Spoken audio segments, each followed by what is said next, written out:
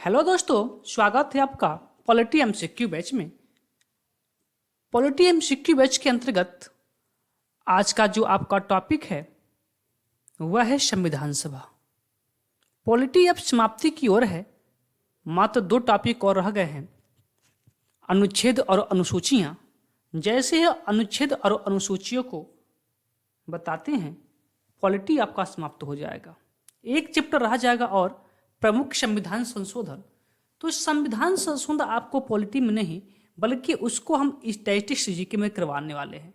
तो जब हम लोग स्टैटिस्टिक्स जीके शुरुआत करेंगे उसमें हम आपको संविधान संशोधन बता देंगे। ठीक है, तो चलिए 2 चैप्टर और पढ़ना है और आज का आपका टॉपिक है संविधान सभा। तो संविधान सभा के जो भी प्रश्न हैं उनको देखते हैं। आइए पहले प्रश्न पे चलते हैं।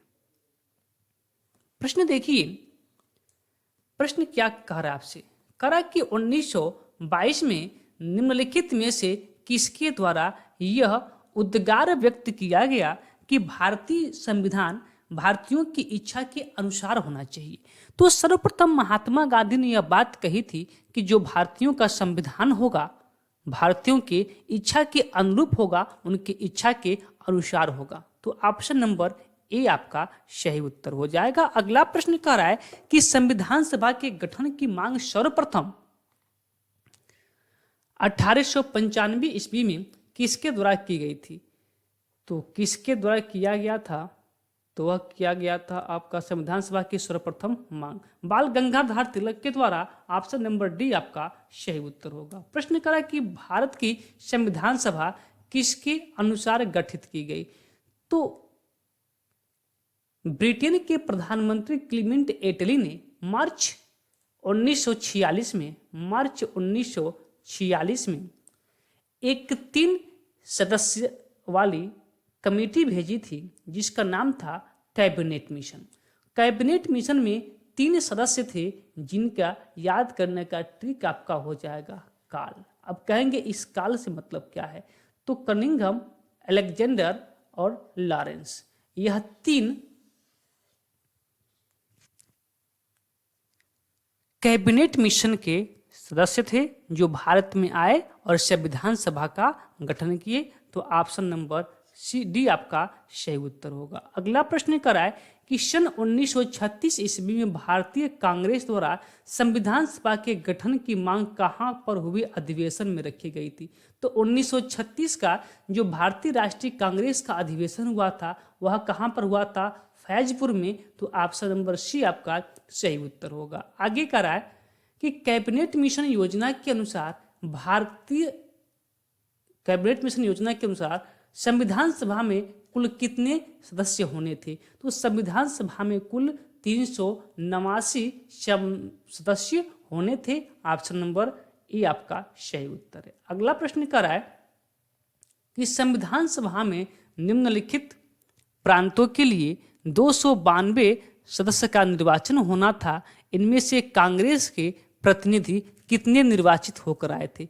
देखिए, जो कांग्रेस के प्रतिनिधि निर्वाचित होकर आए थे 292 में, वह आए थे कितने? 208। ऑप्शन नंबर बी आपका सही उत्तर है। ठीक है, आगे चलते हैं प्रश्न नंबर 7 की तरफ। करें कि संविधान सभा में देशी रियासतों के लिए कितने प्रतिनिधि थे? तो देशी रियासतों के लिए प्रतिनिधियों की जो संख्या थी वह थी 70। ऑप्शन नंबर बी आपका सही उत्तर है।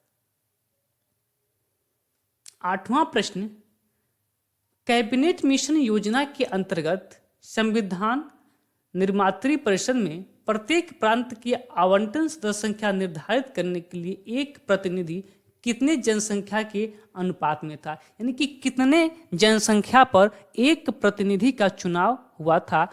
तो प्रति 10 लाख जनसंख्या पर एक सदस्य का निर्वाचन हुआ था। ऑप्शन नंबर बी आपका सही उत्तर है। आगे अगला प्रश्न करें कि संविधान सभा में किस प्रांत का प्रतिनिधि सबसे अधिक था? सबसे अधिक संविधान सभा में किस प्रांत का प्रतिनिधित्व करने वाले सदस्यों की संख्या ज्यादा थी? तो सबसे अधिक कहाँ के थे? संयुक्त प्रांत के थे। ऑप्शन नंबर डी आपका सही उत्तर है। प्रश्न नंबर 10 क्या कहता है? कह कि बी आर अम्बेडकर का संविधान सभा में निर्वाचन हुआ था, कहां से हुआ था? देखिए, भीमराव अंबेडकर का जो संविधान सभा में निर्वाचन हुआ था वह कहां से हुआ था? बंगाल से, पश्चिम बंगाल से। ठीक है, पश्चिम बंगाल से। लेकिन बाद में जब पश्चिम बंगाल का कुछ क्षेत्र चला गया था, कहाँ पे बंटवारा हुआ तो पाकिस्तान में, तो पुनः इनका निर्वाचन जो हुआ था वो महाराष्ट्र से हुआ था। ये भी बातें आप याद रखेंगे। ठीक है, चलिए आगे चलते हैं। कह कि मुस्लिम लीग ने किस कारण संविधान सभा का बहिष्कार किया था? कह कि मुस्लिम लीग संविधान सभा का अध्यक्ष किसी मुस्लिम को बनाना चाहता था। मुस्लिम लीग को संविधान सभा में उचित प्रतिनिधित्व नहीं मिला था। मुस्लिम लीग मुसलमानों के लिए एक अलग संविधान सभा चाहता था। हाँ, ऑप्शन नंबर सी, मुस्लिम लीग मुसलमानों के लिए एक अलग संविधान सभा चाहता था, इसलिए संविधान सभा का बहिष्कार किया था। 11 नंबर प्रश्न हो गया। 12 का राय कि भारतीय संविधान सभा की स्थापना कब होती है? देखिए, भारतीय संविधान सभा की जो स्थापना होती है वह होती है 9 दिसंबर 1946 को। और जब यह स्थापना होता है तो संविधान सभा के अस्थायी अध्यक्ष के रूप में, अस्थायी नहीं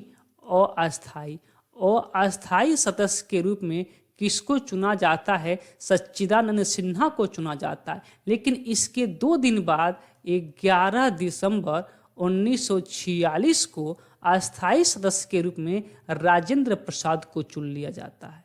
बातें क्लियर ना? आगे चलते हैं। अगला प्रश्न कर रहा है कि संविधान सभा का प्रथम अधिवेशन कहां पर हुआ था?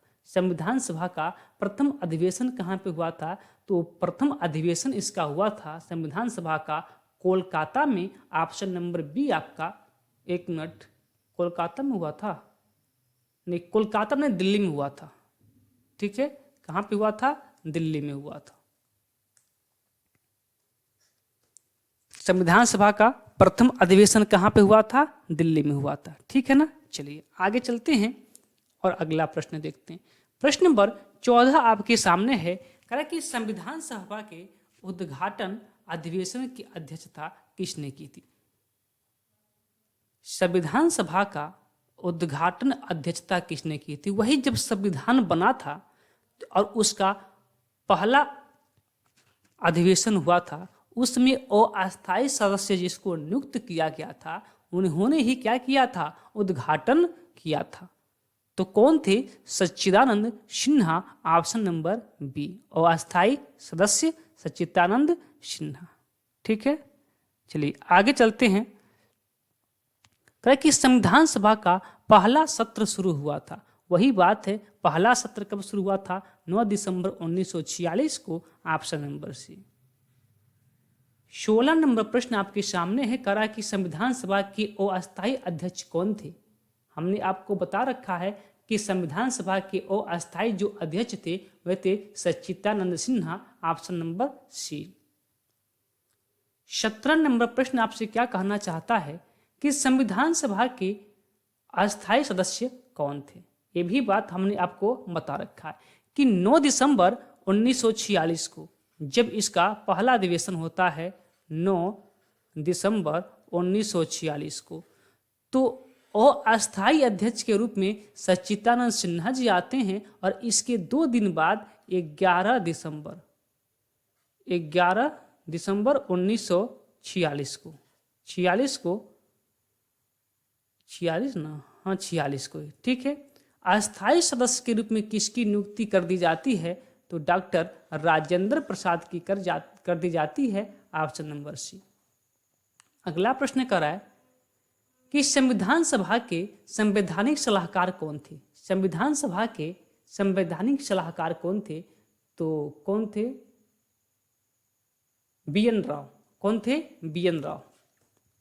कौन थे? बी.एन. राव, वेणुगोपाल नरसिंह राव, जिसे बी.एन. राव भी कहा जाता है। ठीक है, संविधान सभा के संवैधानिक सलाहकार बी.एन. राव। आगे चलते हैं।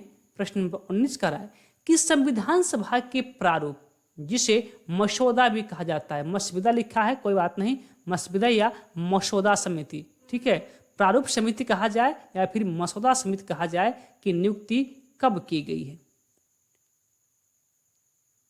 कि नियुक्ति कब की, यानी कि गठन इसका कब किया गया है। तो इसका गठन किया गया है 29 अगस्त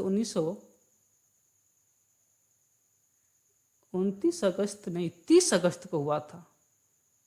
इस प्रश्न को आप देख लीजिएगा, इसमें लिखा है 29 अगस्त और मेरे अनुसार शायद 30 अगस्त को किया गया था, ठीक है। इस प्रश्न को डाउट में रखते हैं, आप देख लेंगे, ठीक है। मेरे अनुसार 30 अगस्त को किया गया था, 30 अगस्त 1947 को किया गया था, ठीक है। इसके उसमें 7 सदस्यों की समिति थी और इसमें 29 अगस्त को किया था। और 7 सदस्य कौन कौन थे, ये भी प्रश्न आपको पूछता है। तो उसमें आपके थे राजेंद्र प्रसाद, माफी चाहते हैं, डॉक्टर भीमराव अंबेडकर, उसके बाद डीपी खेतान, उसके बाद से थे आपके कौन, KM मुंशी, मोहम्मद सादुल्ला, उसके बाद से थे आपका कृष्णा स्वामी अय्यर, उसके बाद से आपके थे कौन, NG अयंगर और एक और थे BL मित्तल, ठीक है। यह 7 लोग थे, ठीक है। तो इस प्रश्न को डाउट में रखते हैं, आप लोग जरूर देख लेंगे। आगे कहता है कि भारतीय संविधान सभा के प्रारूप समिति के अध्यक्ष कौन थे। अध्यक्ष के रूप में किसे नियुक्त किया गया था, भीमराव अंबेडकर को। ऑप्शन नंबर C आपका सही उत्तर है। आगे चलते हैं, प्रश्न नंबर 21 कह रहा है कि संविधान सभा के प्रारूप समिति में सदस्यों की संख्या कितनी है। अभी हमने आपको गिना दिया है, कितनी है, 7 है। चलिए आगे देखिए, कह रहा है कि निम्नलिखित में से कौन भारतीय संविधान के प्रारूप, वही प्रारूपण लिखा है, कि प्रारूप समिति के सदस्य नहीं थे। हमने क्या बताया आपको, हमने बताया कि अयंगर जी हैं, बिल्कुल हैं। उसके बाद से कृष्णा स्वामी बिल्कुल हैं, भीमराव अंबेडकर बिल्कुल हैं, डॉक्टर राजेंद्र प्रसाद नहीं हैं। ऑप्शन नंबर D इसका बिल्कुल सही उत्तर होगा। आगे चलते हैं, प्रश्न कह रहा है कि संविधान सभा के प्रारूप समिति के समक्ष प्रस्तावना का प्रस्ताव किसने रखा था, किसने रखा था प्रस्तावना का प्रस्ताव। तो प्रस्तावना का प्रस्ताव रखे थे जवाहरलाल नेहरू, ठीक है। ऑप्शन नंबर D आपका सही उत्तर है। आगे कह रहा है कि संविधान सभा में उद्देश्य प्रस्ताव किसने, यहां क्या प्रश्न था आपका, अच्छा, प्रस्तावना का प्रस्ताव, ठीक है। अब यहां क्या है, संविधान सभा में उद्देश्य प्रस्ताव। तो उद्देश्य प्रस्ताव भी कौन रखा था, पंडित जवाहरलाल नेहरू जी ने रखा था। ऑप्शन नंबर C भी इसका सही उत्तर है। आगे चलते हैं, प्रश्न नंबर 25 कह रहा है कि भारतीय संविधान सभा की संघीय शक्ति समिति के अध्यक्ष कौन थे। तो संघीय समिति के जो अध्यक्ष थे वह थे Pandit Jawaharlal Nehru. Option number D। कह कि झंडा समिति, झंडा समिति कौन थे। तो झंडा समिति के जो अध्यक्ष थे वह 2 लोग थे। यहाँ पे एक ही लिखा है किंतु 2 लोग थे। एक थे JP कृपलानी और साथ में कौन थे, राजेंद्र प्रसाद। दोनों व्यक्तियों के नाम आप याद रखेंगे, राजेंद्र प्रसाद, ठीक है। चलिए आगे चलते हैं अगले प्रश्न पे। यहाँ हाँ, तो आप ऑप्शन नंबर A कर सकते हैं सही।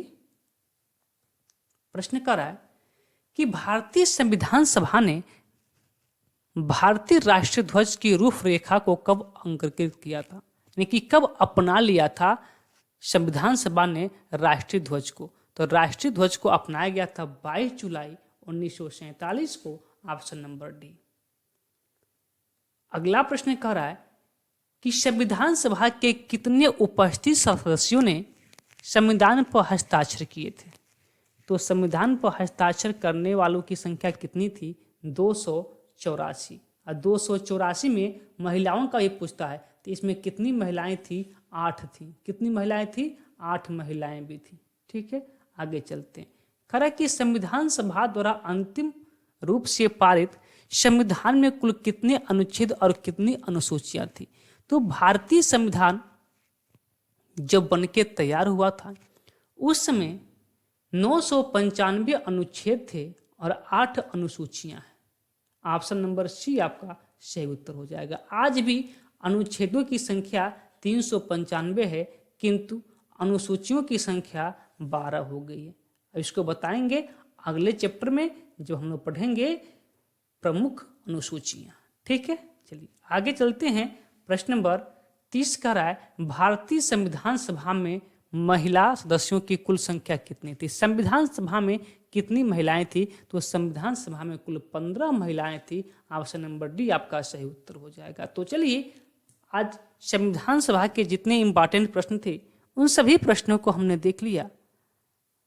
अब आगे पढ़ेंगे इतिहास, और इतिहास में आज पढ़ेंगे हम लोग शाहजहां और जहांगीर। तो चलिए मिलते हैं उस क्लास में।